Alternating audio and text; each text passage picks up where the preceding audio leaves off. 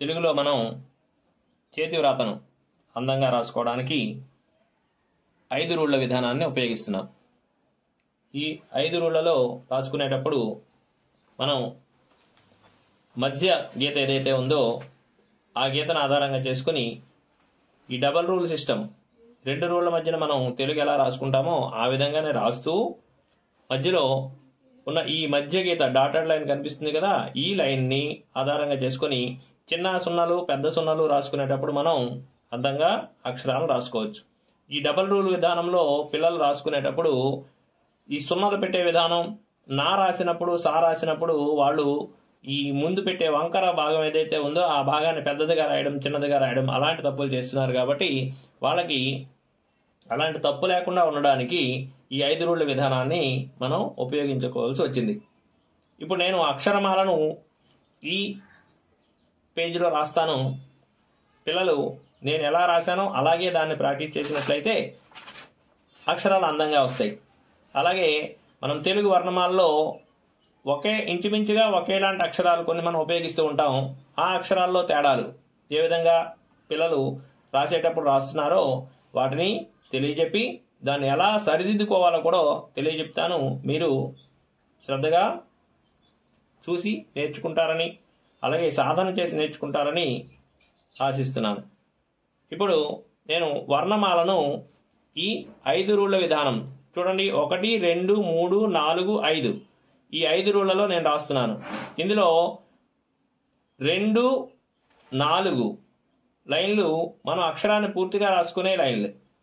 అలాగే పైన ఒత్తుల కోసం గుణింతపు గుర్తుల కోసం పై డాటెడ్ లైను, అలాగే హల్లుల ఒత్తుల కోసం కింద డాటెడ్ లైను, అలాగే మధ్యలో సున్నాలు అలాంటివి రాసుకోవడానికి ఈ మిడిల్ లైన్ ఏదైతే డాటెడ్ లైన్ ఉందో ఆ లైన్ని మనం ఉపయోగించుకుంటున్నాం. నేను ఎలా రాస్తున్నానో జాగ్రత్తగా అబ్జర్వ్ చేస్తూ మీరు కూడా రాయండి. ఇందులో డిస్క్రిప్షన్లో మీకు ఈ పేపరు అందుబాటులో ఉంటుంది. ఎవరైతే కావలసిన వాళ్ళు దాన్ని డౌన్లోడ్ చేసుకొని ఈ పేజీలో దస్తూరి బాగా నేర్చుకోవడానికి సాధన చేస్తారని నేను కోరుకుంటున్నాను. అయితే నేను వర్ణమాలను రాస్తున్నాను, చదువుతూ రాస్తున్నాను. రాసినప్పుడు ఎప్పుడు కూడా చదువుతూ రాయండి. చదువుతూ రాస్తే మీరు అక్షరాన్ని మర్చిపోకుండా ఉంటారు. రాసినంతసేపు మీ ఫోకస్ కాన్సన్ట్రేషన్ ఎప్పుడు దాని మీద ఉంటుంది. కాబట్టి చదువుతూ రాయండి. రాసినప్పుడు ఇక్కడ చూడండి, మిడిల్ లైన్ నుంచి స్టార్ట్ చేస్తూ ఇక్కడ చూస్తూ ఆ రాసినప్పుడు గుండ్రంగా ఇలా ఈ డబల్ లైన్లో ఇలా ఆ అనేది గుండ్రంగా ఇందులో రాయాలి. ఆ అలాగే రెండో ఆ కూడా ఈ సున్నా అనేది ఇక్కడ స్టార్ట్ చేయాలి. చిన్నది పెద్దది కాకుండా ఇలా చూస్తూ దీన్ని వంకరగా ఇలా ఇలా రాయాలి. ఆ నెక్స్ట్ ఈ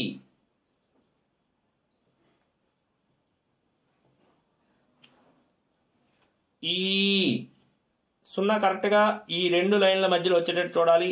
తలకట్టు ఇంతవరకే రావాలి. ఈ మధ్యలో గీతను ఇలా తీసుకొస్తూ దీన్ని ఇంతవరకు ఇలా రాయగలగాలి. ఈ అవుతుంది. అప్పుడు ఊ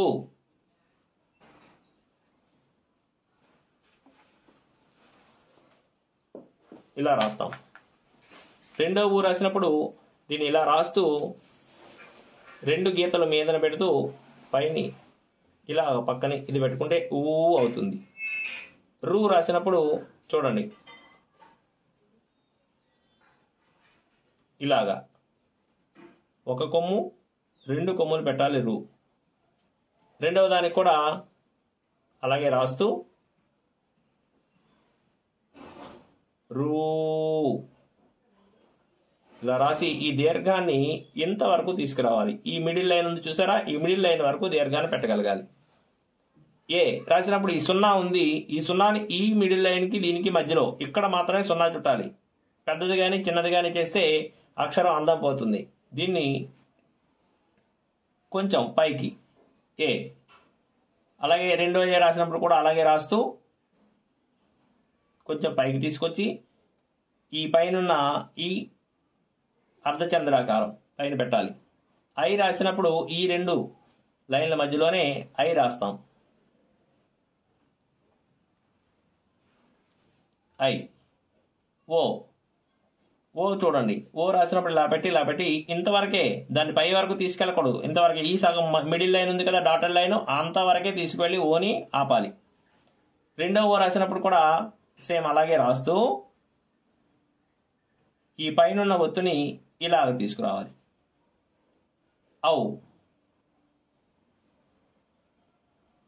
ఇలా రాయండి. దీన్ని ఈ పై లైన్ వరకు కూడా దీన్ని పొడిగించవచ్చు. తర్వాతది అహ. రాసినప్పుడు మొదట ఆ ఎలా రాసామో అలా ఆని రాస్తూ పక్కనే ఒక 0. అహా రాసినప్పుడు కూడా ఆని మొదట్లాగే రాస్తూ పక్కనే 2 0. అహా ఇలా రాసుకుంటాం. తర్వాత కఖ గఘ ఇంగ చాచా జాఝ ఇణే ఎవరు రాసుకుంటున్నాం, ఇవి జాగ్రత్తగా పరిశీలించాలి. కా రాసినప్పుడు ఇలా రాసి తలకట్టు పైని ఇంతవరకు పెట్టాలి. పైన ఉన్న డాటెడ్ లైన్ వరకు తలకట్టు రావాలి. రెండవ కా రాసినప్పుడు చూడండి, ఈ 2 లైన్ల మధ్యలోనే మనం డబల్ రూల్ వాడుతున్నాం కదా, ఆ 2 లైన్ల మధ్యలోనే కాను రాస్తూ ఈ 0 మాత్రం ఏదైతే మిడిల్ లైన్ ఉందో డాటెడ్ లైన్ ఉందో ఆ డాటెడ్ లైన్ కి సరిపోయేటట్టు ఆ 0 రావాలి. ఖ. గా రాసినప్పుడు ఇంతే, ఇలా రాసి తలకట్టు ఇంతవరకు రావాలి. ఘ. తర్వాత ఒత్తుగా రాసినప్పుడు 0 ఇంతే, ఈ 2 లైన్ల మధ్యలో 0 పెట్టాలి. ఈ తప్పు చేస్తున్నారనే నేను 5 లైన్ మెథడ్ని నేను ఇంట్రడ్యూస్ చేస్తున్నాను. ఈ 0 అనేది చిన్నది పెద్దది రాయకుండా ఉండడానికి సరిగా పిల్లాడు ప్రాక్టీస్ చేస్తే అలవాటు చేసుకుంటే అలాగా దీనికి అలవాటు పడతాడు. ఘా రాసి తలకట్టు పెట్టి ఒత్తు ఇక్కడ పెడతాం ఘాకి. ఈ ఒత్తు కూడా ఈ డబల్ లైన్ దాటి వెళ్ళకూడదు, కిందనున్న డాటెడ్ లైన్ దాటి వెళ్ళకూడదు. కఖ గఘ ఇంగా రాసినప్పుడు ఇందా ఓ ఎలా రాసామో అలా రాసుకుంటూ ఇక్కడ ప్లస్. నెక్స్ట్ చ కొంచెం దూరంగా ఇందులోనే రాస్తున్నాను, రాసి మీకు చూపించడానికి వీలుగా. ఈ ఏదైతే డాటెడ్ లైన్ ఉందో దీనికంటే కొంచెం పైకి అడ్డు గీతని మొదలు పెట్టుకుందాం. ఇదిలా ఇంతవరకు తీసుకొచ్చి తలకట్ ఇలా ఇచ్చుకోవాలి. చ. అలాగే కొంచెం పైకి స్టార్ట్ చేస్తున్నాం కదా, ఇక్కడ మొదలు పెట్టుకొని ఇలా పైకి తీసుకొచ్చి తలకట్టు పైకి తెచ్చి ఒత్తు కిందని ఇంతవరకు పెట్టుకోవాలి. చ. జ రాసినప్పుడు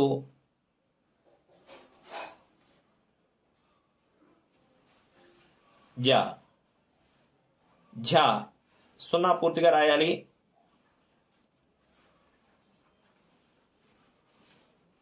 రెండు కొమ్ములు పెట్టాలి. దీని దానికి ఒత్తు ఇక్కడ పెట్టాలి. చాఛ జాఝ ఇణి రాసినప్పుడు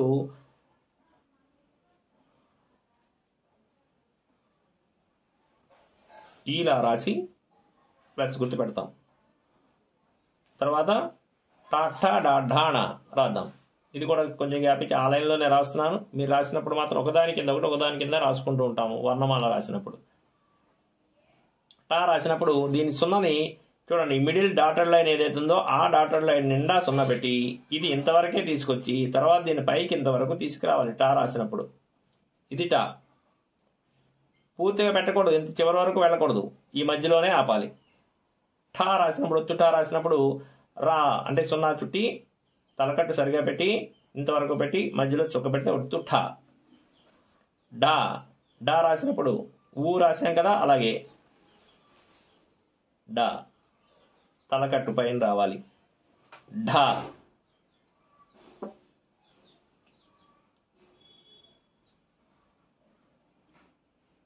ఒత్తు అనా.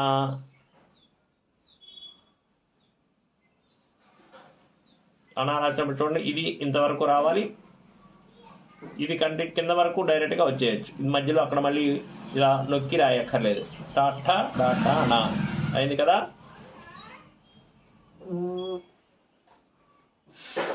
తర్వాత తాత్తాలు.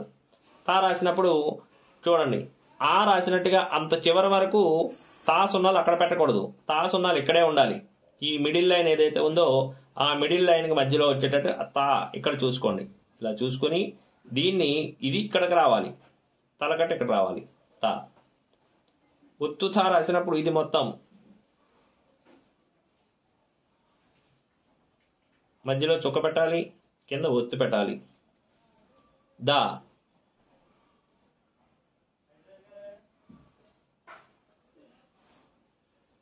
ఒత్తు ధా.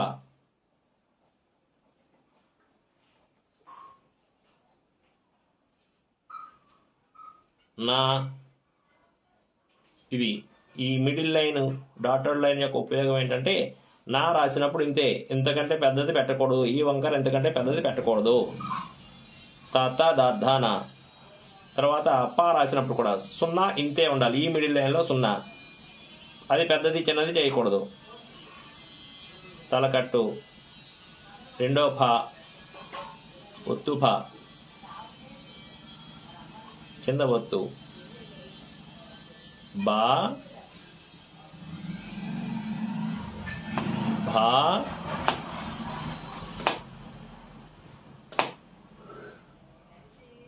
మా. జాగ్రత్తగా మాను చూడాలి. ఈ సున్నా ఇది ఏదైతే ఉందో ఇందులోనే ఈ మిడిల్ లైన్ వరకు మాత్రమే సున్నా రావాలి, పెద్దది అవ్వకూడదు. దీన్ని ఇలా తీసుకొచ్చి ఈ మాని ఇలా పూర్తిగా ఇంతవరకు తెస్తే అప్పుడు మా కరెక్ట్గా వస్తుంది. పాప బాబా మా. ఇవి వర్గాక్షరాలు. తర్వాత యారాలావాలు రాసుకుందాం. యారాలావా రాసినప్పుడు యాకి సున్నా ఎప్పుడు కూడా ఇక్కడ మాకి సున్నా ఈ ఆఫ్లోనే పెట్టాం కదా. యా ఎప్పుడు సున్నా పూర్తిగా ఈ డబల్ రూల్ నిండా నిండినట్టు రాయాలి. యా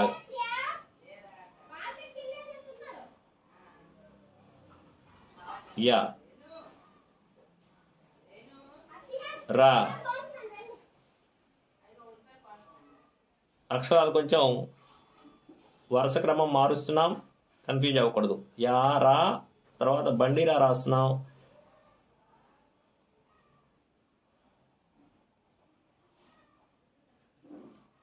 యా రా రా.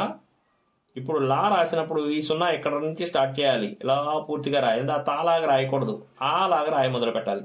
మొదలుపెట్టి యా రా రా లా. అలా రాసినప్పుడు ఇది చిన్న సున్నా ఉండాలి, దీన్ని ఇలా తీసుకొచ్చి దీనికి కలపాలి. అలా యారారా లాలావా.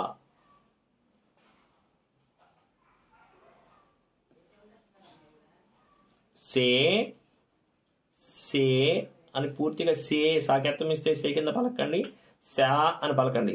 శా క్లియర్గా అర్థం అవడానికి సే అంటున్నా, అది సే కాదు శా.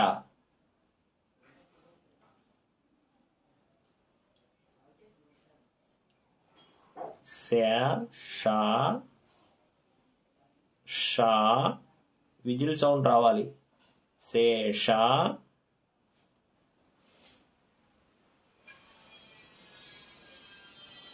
సాహా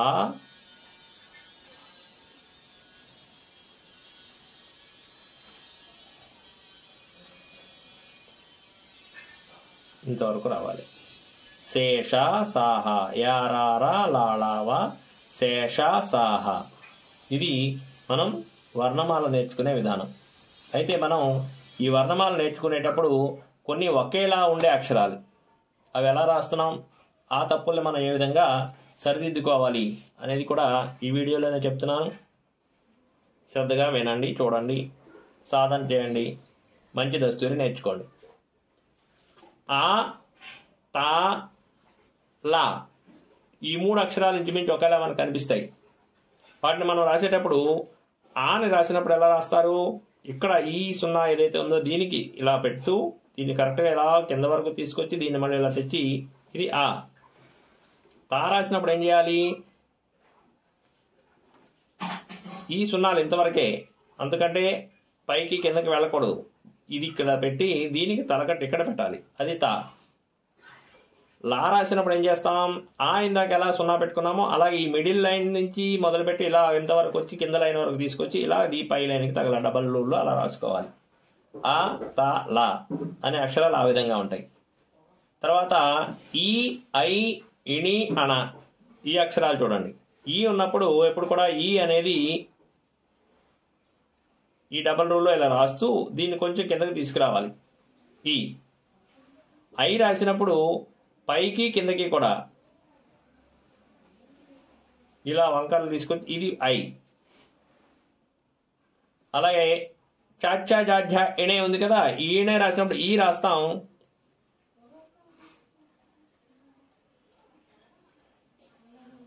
రాసి పక్కన ఓ చిన్న ప్లస్ గుర్తు కానీ ఇలా అడ్డుగీత ఒకటి నిలువుగీత ఒకటి పెడితే ఇణే. అలాగే అణ రాసినప్పుడు ఐ ఎలా ఉందో ఐని కొంచెం ఇంచుమించు ఆ రెండు ఒకలా కనిపిస్తాయి మనకి, కానీ రాసినప్పుడు ఇక్కడ ఈ 0 స్టార్ట్ చేస్తూ దీన్ని ఇలాగా అణ, ఈ ఐ ఇణి అణ, వీటిని మనం ఈ విధంగా రాసుకుంటాం. తర్వాత ఊరు డాఢాలు ఒకలా ఉంటాయి చూడండి, ఊ.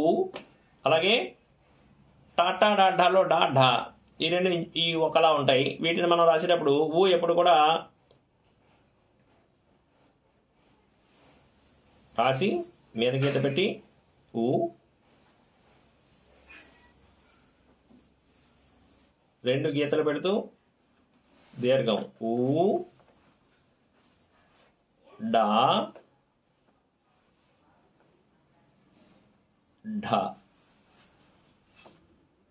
ఇలా రాయాలి.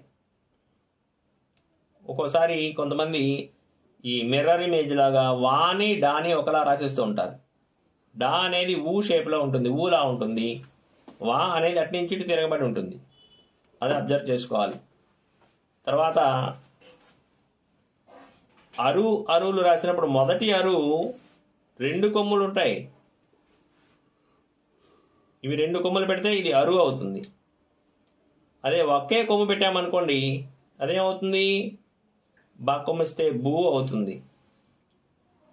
ఇది బాక్కొమ్మిస్తే బూ, ఇది అరు. ఈ రెండిటికి తేడా చూసుకోవాలి. తర్వాత ఏ పా వా, ఏ రాసినప్పుడు 0 ఈ మిడిల్ లైన్ వరకు రావాలి. ఏని కొంచెం దీనికంటే పైకి పెంచుకోవాలి. అలాగే రెండో ఏ రాసినప్పుడు సేమ్ అలా రాస్తూ ఈ పైన ఒత్తు దీనికి తగిలినట్టు ఇలా పెట్టుకోవాలి. ఇప్పుడు పా రాసామనుకోండి, పా రాసినప్పుడు ఇలా మామూలుగా ఏ ఎలాగైతే రాసామో అంతవరకు పెట్టి ఈ డబల్ రూల్ దాటనివ్వకూడదు, తలకట్టు పెట్టాలి. కొంతమంది ఇలా పెట్టేసి ఏ ఎలా అయితే అర్ధచంద్రాకారం తిరగేసి పెడుతున్నామో కొంతమంది పాకి ఇలా తిరగేసి పెట్టేస్తూ ఉంటారు. అప్పుడు ఏకి పాకి తేడా ఉండదు. కాబట్టి ఏని పాని రాసినప్పుడు కొంచెం జాగ్రత్తగా ఉండాలి. తర్వాత వా రాసామనుకోండి, పా వా ఈ రెండు ఒకేలా ఉంటాయి. తేడా ఏమిటి, పా అనేది తలకట్టుకి దూరంగా ఉంటుంది, వా అనే దానికి తలకట్టు దానికి తగిలి ఉంటుంది. పాకు తలకట్టుకి మధ్యలో గ్యాప్ ఖాళీ ఉంటుంది, వాకి మాత్రం ఆ రెండు కలిసి ఉంటాయి. ఇది పాకి వాకి ఉన్న తేడా. తర్వాత ఓ ఓ ఔ జా బా అనే అక్షరాలు. ఓ రాసినప్పుడు ఇలా రాసాం కదా, ఓ ఇంతవరకే అంతే. ఓ రాసినప్పుడు సేమ్ ఇలా రాసి ఈ ఒత్తు పైన దీర్ఘం ఇలా పెట్టాలి, పైన పెట్టాలి. ఔ రాసినప్పుడు చాలామంది ఏం చేస్తుంటారంటే ఈ పైన ఉండాల్సిన ఈ ఔత్వము తీసుకొచ్చి పక్కన పెట్టేస్తూ ఉంటారు. దానివల్ల ఏమవుతుంది, జాకు దీర్ఘం ఇస్తే జా అయిపోతుంది. అది ఇది జా, పక్కన ఇలా ఇది పెడితే ఇది జా.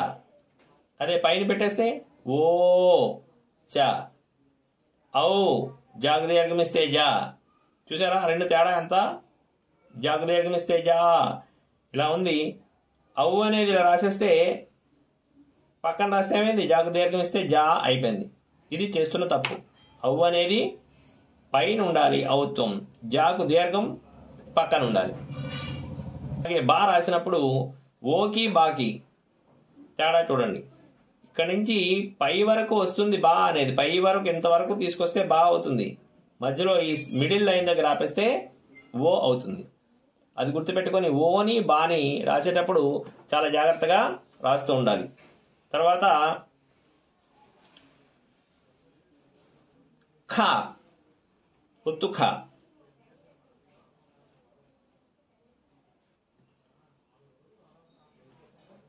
కింద ఒత్తు పెట్టాలి.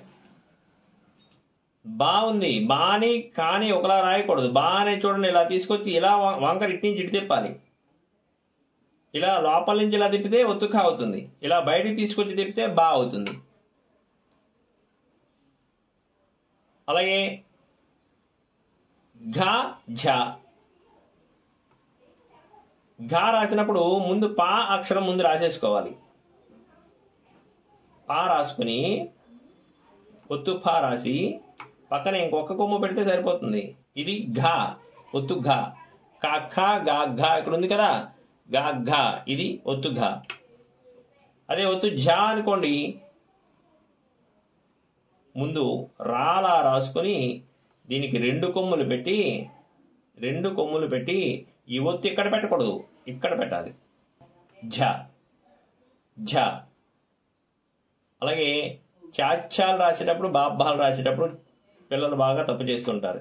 చా రాసినప్పుడు ఏం చేయాలి, ఇది స్ట్రైట్గా గీత అనేది తిన్నగా ఉండాలి, అడ్డు గీత. దీన్ని ఇలా తీసుకొచ్చి ఇది ఒత్తు ఛ. అదే ఒత్తు భా అయితే ఆ గీత తిన్నగా లేకుండా ఇలా అర్ధచంద్రాకారం ఇలా తీసుకొచ్చి దీన్ని తీసుకొచ్చి ఇది ఒత్తు భా, ఛ భా. అర్థమైందా? ఇలా రాసిన తర్వాత నా సా, వీటిని నా అనేది ఎలా రాస్తాం, ఇంతే ఎలా రాయాలి. డబల్ రూల్లో కొంతమంది ఇలా పెద్దది ముందు ఇది పెద్ద వంకర పెట్టేస్తే గా కొమ్మిస్తే గు అలాగా అలాగే అయిపోతుంది. నా ఇలా రాయాలి. సా రాసినప్పుడు ఇలా రాసి ఇంతవరకే తీసుకొచ్చి గ్యాప్ ఇచ్చి తలకట్టు పెట్టాలి. చెప్పినట్టు ఇలా పెట్టేశారనుకోండి ఏమైంది, గా కొమ్మిస్తే గు అయిపోతుంది. కాబట్టి దీన్ని నా సా ఇలా రాయాలి. దీన్ని రాసినప్పుడు ఇలా రాసి మధ్యలో చుక్క పెట్టాలి, కింద ఒత్తి పెట్టాలి. ఈ చుక్క మర్చిపోతే అదేమవుతుంది, ఒత్తు ధా అయిపోతుంది. కాబట్టి ఒత్తు థాని ఒత్తు ధాని రాసినప్పుడు జాగ్రత్తగా రథము రథము రథము రథము చూడండి, రథము అనాలి, కథ అనాలి, కథ అనకూడదు. మామూలు మనం పలికినప్పుడు కథ అంటాం కానీ కథ తప్పు, కథ కథ ఒత్తు థా అనాలి. కాబట్టి ఇక్కడ థా ధా ఈ రెండింటిని మనం జాగ్రత్తగా రాసుకోవాలి. తర్వాత మా యా, చాలా మంది తప్పు చేసేది, పిల్లలందరూ తప్పు చేసేది ఇక్కడే. మా రాసినప్పుడు ఏం చెప్పాము, ఈ మిడిల్ డాటెడ్ లైన్ ఏదైతే ఉందో దాని మధ్యలోనే సున్నా పెట్టాలి. పై వరకు తీసుకొచ్చి ఆ సున్నా ఎదురుగా నెత్తి మీద వరకు రావాలి, అప్పుడు తలకట్టు పెట్టాలి. ఇది మా. యా మొత్తం డబల్ లైన్ అంతా సున్నా రావాలి. పక్కలో ఆపేసి ఆ పక్కనే ఆపాలి కొమ్ము. ఇది యా, మా యా. అలాగే పా పా షా, ఒత్తు భా ఉందనుకోండి ఏం చేస్తాం, ఇలా పెట్టి పా రాసి ఒత్తు పక్కన పెడితే షా అయిపోద్ది, మధ్యలో పెడితే ఫా అవుతుంది. ఇది ఫా, పక్కన పెడితే షా, పక్కన పెడితే షా, ఫా షా. తేడా కనిపిస్తుందా? అలాగే సే రాసినప్పుడు అలా రాసినప్పుడు తప్పు చేస్తుంటాం. శేషాసహాల్లో శా రాసామనుకోండి, శా శా రాసినప్పుడు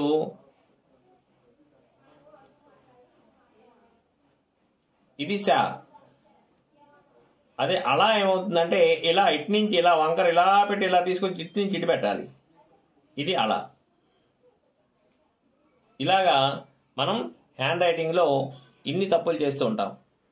కాబట్టి ఈ తప్పులన్నీ సరిదిద్దుకుంటూ అక్షరాలు గుండ్రంగా 1 2 3 4 5 ఈ 5 రూళ్ల మెథడ్ను ఉపయోగించుకొని మొదట ప్రాక్టీస్ చేసినట్టయితే మీ అందరూ కూడా చక్కగా తెలుగుని రాయగలరు. హ్యాండ్ రైటింగ్ బాగా ఇంప్రూవ్ అవుతుంది.